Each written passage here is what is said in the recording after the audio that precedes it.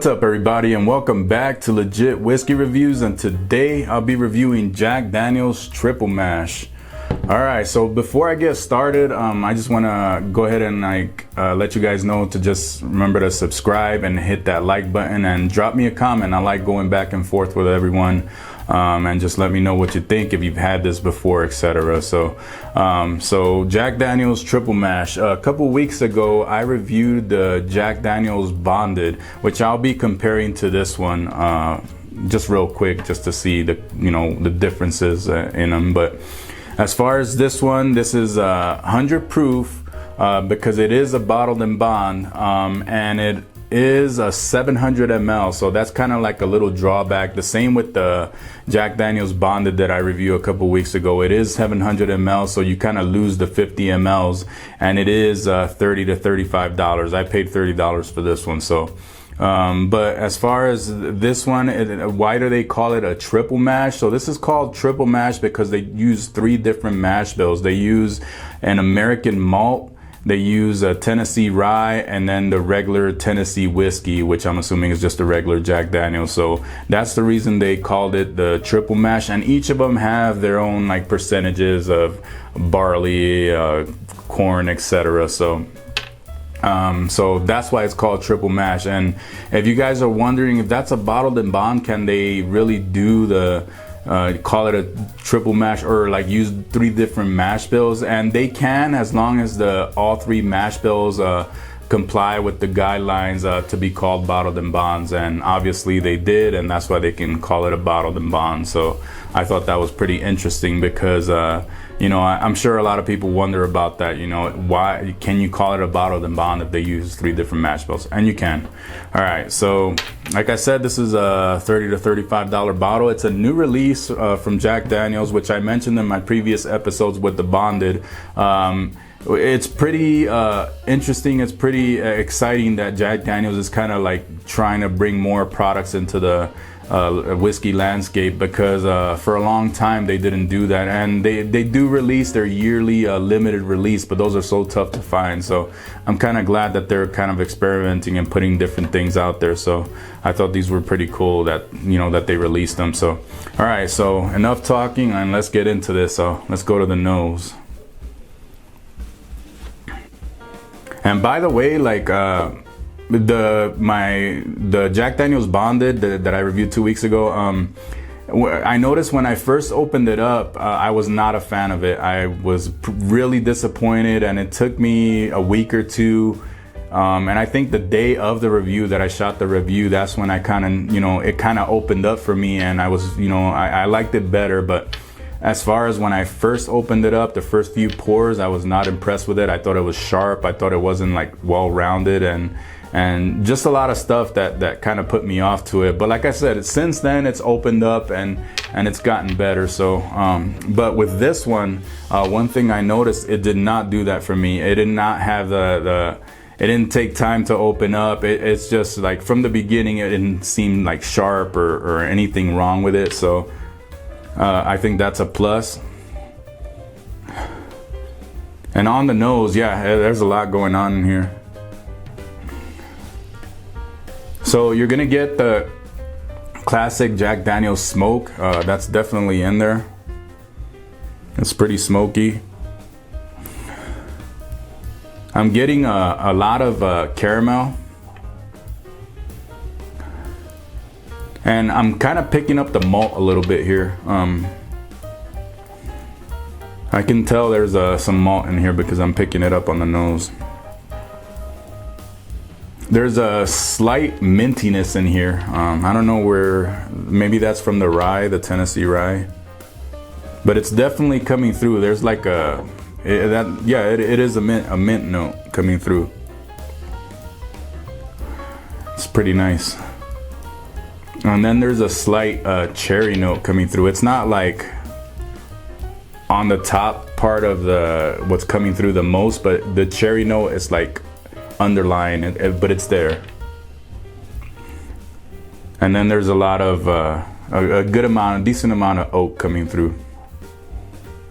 So yeah, so already there's a lot coming through on the nose.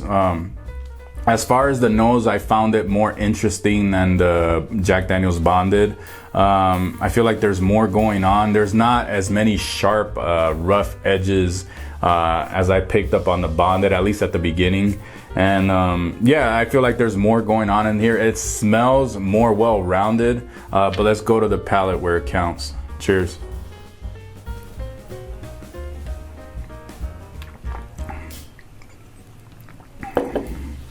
Yeah, so this definitely tastes more well-rounded. We'll see when I go to the Bonded. I'm gonna go ahead and compare it real quick, like I said earlier, to this one. But so far, initial thoughts, it's very, I feel like it's well-rounded. Everything that I picked up on the nose is coming through on the palate, maybe minus the mint. It's not coming through as much on the palate as it did on the nose, but that cherry note, I'm definitely picking up on the palate. Like I said, the caramel, the little bit of smokiness that's coming through. And the oak and the charcoal are definitely coming through as well. But let me try it again.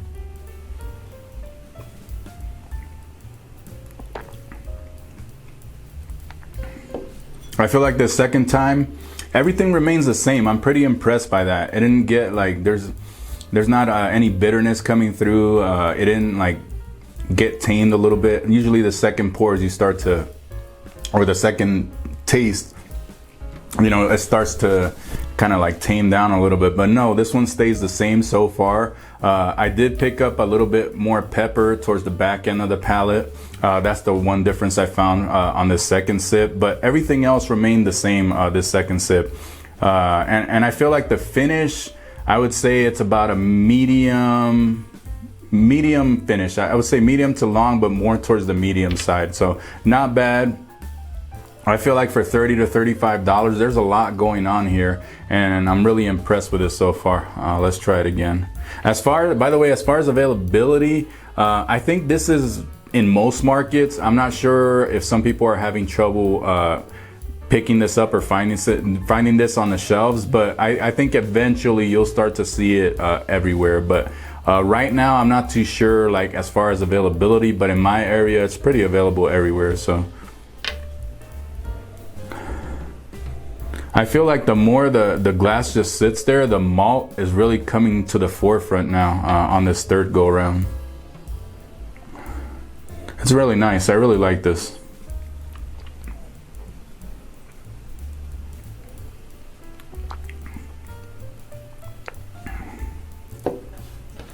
Yeah, this is staying consistent, very well rounded.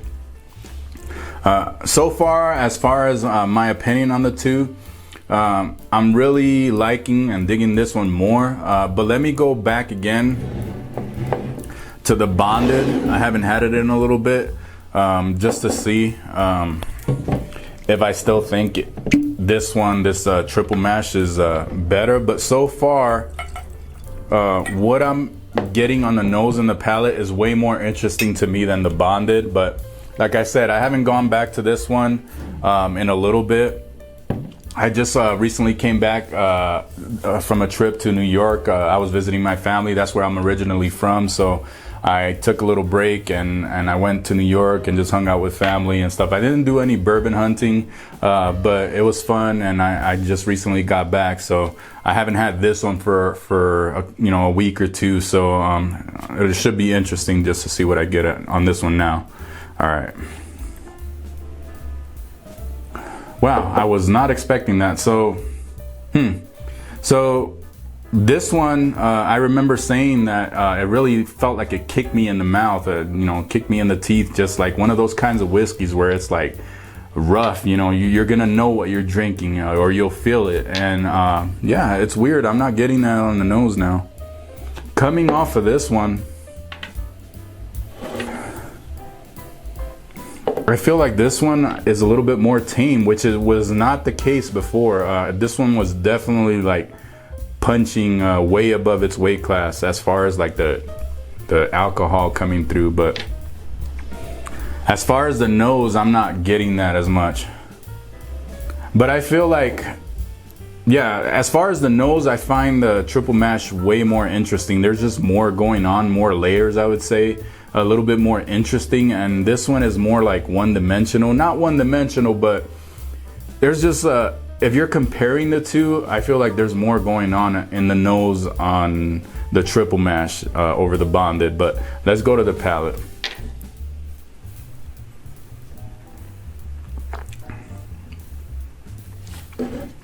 Yeah, I feel like the same with the palate. So this one has really like rounded off from when I first opened it up. Like I said, I really didn't like the sharp alcohol notes that I was getting on this one, but now I feel like it's you know, calmed down a little bit. I'm not getting those rough edges, but I feel like it's still like, if I'm comparing it to the triple mash by itself, it's really good. But if I'm comparing it to the triple mash, in my opinion, I feel like it's just more, the triple mash is just more interesting. I feel like this one, to me, it really does. It really tastes like the old number 7, except like it's ramped up, you know, as far as flavors. It's better, you know. There's more going on compared to the number 7, but comparing it to this triple mash, I just find the triple mash more interesting. And some people might disagree with me. You know, I know a lot of people really like this bonded, and I like it too.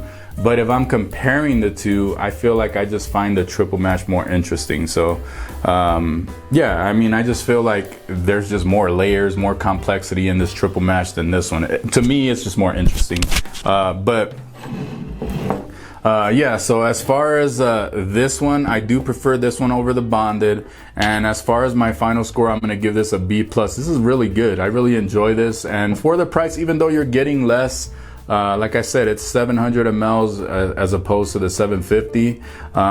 I just feel this is, you know, it's better. And I feel like overall, as just a standalone whiskey, I feel like they knocked it out of the park as far as this one. I'm really impressed with it. I wasn't expecting to like it as much as I do. And as far as, like I said, the 700 ml, I really hope this becomes just the exception as opposed to like the rule going forward, you know. I don't know if I said that right, but I just hope that this doesn't become like the norm with other distilleries also, where they, you know, you're only getting the 700 ml while still charging the same price, you know. That kind of turns me off a little bit, but yeah, this is solid. I'm really impressed. I hope they start putting out more stuff and just start experimenting, and I think it's really cool what they're doing. So if you guys like my content, remember to smash that like button, remember to subscribe, and keep it legit and do it for the love of whiskey. Cheers.